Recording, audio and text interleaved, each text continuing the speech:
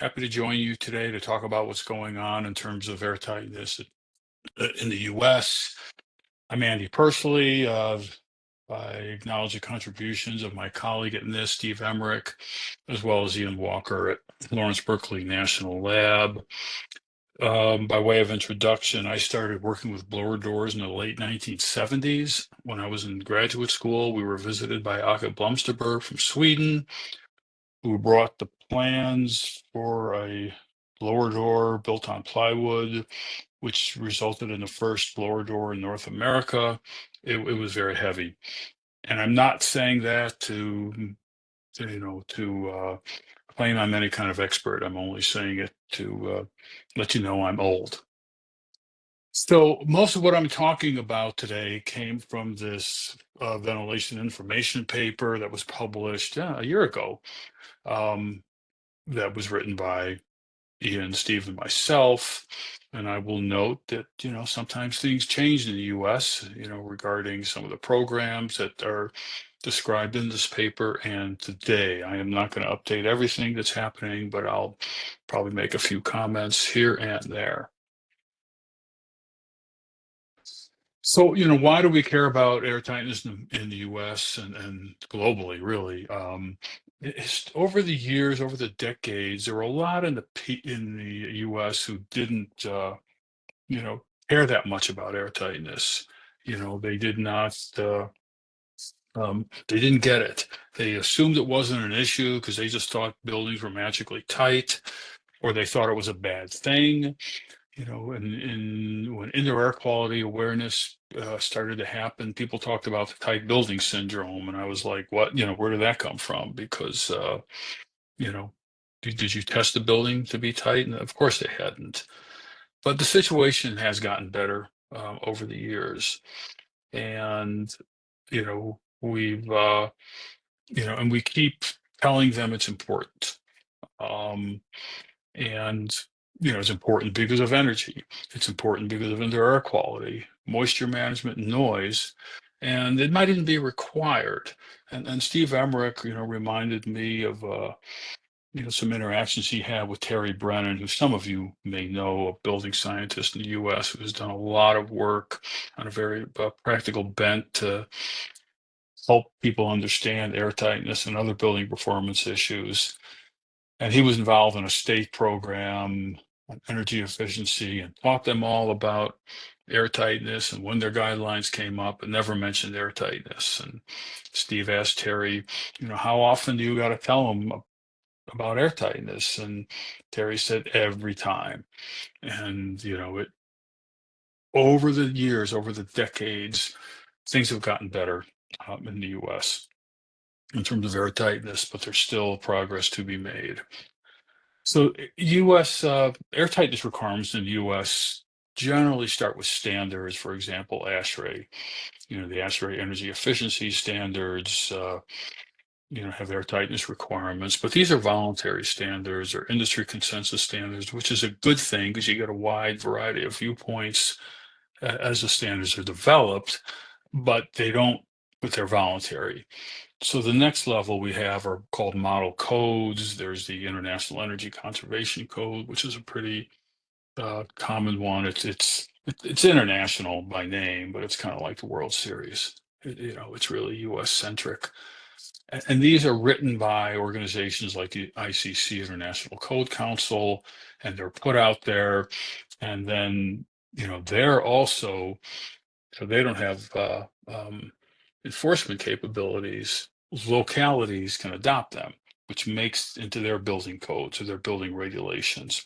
And sometimes the adoption is partial. Sometimes the local code body will leave out sections, change things or whatever. That's their prerogative. And then they become state and local laws, which have the force of law, because you can't build a building without getting a building permit that involves an inspection, relative to the local codes. These local codes tend to focus on new buildings and bigger renovations, and enforcement varies. Some jurisdictions have more resources than others and are therefore able to, really take a closer look at things. There are other programs from federal agencies, state programs, and others where airtightness requirements may be instituted. So airtightness metrics, we've seen many of these, from air fan pressurization tests. And when you see a section number up here, like 2.2, that refers to the VIP section. And so we talk about metrics there, and we use the symbol ACH 50, which I don't really like. Five characters really. I often note that the speed of light only has one character and it's lowercase. I like Q50. We're seeing N50 today. I think that's better. Sometimes the effective or specific leakage area at 4 pascals is reported. Sometimes that's normalized by the floor area of the building. And we also see the airflow divided by surface area. We've already seen that in the previous two presentations. Sometimes you see it at 50 Pascal. When you talk about non-residential buildings, it's more often at 75 Pascal, kind of for historical reasons we could talk about if somebody wanted to. When you normalize it by the surface area, there are some questions or discussions about whether to include the below grade surfaces. And often they're included, but that seems a little funny to me, but lots of things seem funny. So the test procedures in the US, on the residential side, the oldest one is ASTM E779, which is a multi-point test, first approved in 1981. And some years later, a ASTM test method E1827 was developed and approved, and it was really focused on orifice blower doors, which is what we mostly see today, almost exclusively. And it's a single point measurement, almost always at 50 Pascal. But most testing in the US use this ResNet energy efficiency or energy evaluation protocol, or they use the blower door manufacturer's instructions. Most testing, kind of non-research testing, really don't use the ASTM methods, but they're consulted when the blower door manufacturers and others put together their protocols. On the non-residential side, the ASTM E779 is very applicable. And there's also a more recent standard E3158 that's designed specifically for larger and multi-zone buildings. So these, we've got those resources to support the consistent test procedures, consistent testing, which is pretty important. In the US, the residential airtightness limits are in section 231 of the VIP. And I see now that this is a slightly out-of-date version, but that's okay. The International Energy Conservation Code has a requirement of 3 air changes an hour at 50, which was set in 1998. Mild climates, it's a little bit leakier, or things can be a little bit leakier. The US EPA Energy Star program is a reference home that's set at 3. More importantly, perhaps, it has checklists for air sealing individual building components, which are real helpful. I think we heard this before, the numbers are important, but the doing and what do you seal and how do you seal and so on is really important as well. And there's the DOE Zero Energy Ready Home Program, which has requirements that vary with climate. So the more severe the climate, the higher the building needs to be. And I mentioned that I did update these slides, but I'm not showing them, and I apologize for that. I will, when I share the slides with AIVC, I'll have the updated ones, which will include an entry here about inter-zone airtightness requirements in multifamily residential buildings. You see those in ASHRAE standard 62.2 and LEED. Most of them are about 1 to 1.5 liters per second per meter squared at 50 Pascal. The VIP is a table 2, which is airtightness limits for non-residential buildings. And on the left side, you can see the standard or code or program, which the values have. And these tend to have a requirement they're at 75 Pascal again. And they have requirements for the material airtightness, the assembly, and then a whole building test. And you can see they range from 1 to 2 liters per second per meter squared at 75 Pascal for the whole building. The whole building limits are based on the 6-sided enclosure, which include the slab and below-grade walls. The GSA P100, their GSA is the U.S. federal landlord, in effect, non-defense buildings. They recently replaced the 2021 version of the facilities of the B100 document, but you can still find the 2021 version online. It has a lot more detail than the most recent one. Databases, so what do we know about our buildings? The LBNL has a residential database covering about 150,000 homes through 2010. So, there's obviously, there's more recent buildings to be added. And NIST has maintained a commercial building airtightness database, about 1,000 buildings.